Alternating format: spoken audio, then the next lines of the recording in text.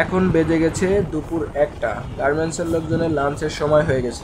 এই সময়টাতে রাস্তায় একটা বিশৃঙ্খলা তৈরি হয়ে যায়, কারণ কেউ ফুট ওভারব্রিজ ব্যবহার করে রাস্তা পার হয় না। রাস্তার মাঝখান দিয়ে আইলেন ওভারটেকিং করে রাস্তাটা পার হয়ে এপার ওপার করে। দেখেন সামনে কি অবস্থা তৈরি হয়েছে, একজনের উপর একজন লাফ দিয়ে দিয়ে পড়তেছে সামনে। এবং সামনে আরও অবস্থা খারাপ, কারণ এখানে ফ্যাক্টরি নাই। ফ্যাক্টরি আর একটু সামনে গেলে আরও 2-3টা ফ্যাক্টরি আছে। অবশ্যই এগুলো করার কারণও আছে, কারণ পিছনে যে ওভারব্রিজটা দেখছেন, এখানে ওভারব্রিজের আছে একটা হ্যান্ডেল। এক যে এক পাশ দিয়ে ওঠে আর এক পাশ দিয়ে নামে।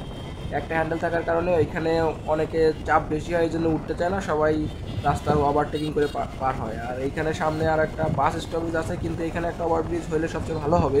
তারা এই ওভারব্রিজটা ব্যবহার করতে পারবে, তাহলে তাদের একটু চাপ কমে যাবে। ওই দিক দিয়ে হাইটে এসে তারপরে আপনার ওভারব্রিজ পার হওয়া লাগবে না। এখান থেকে ওভারব্রিজ পার হলে সহজে যাবে তারা।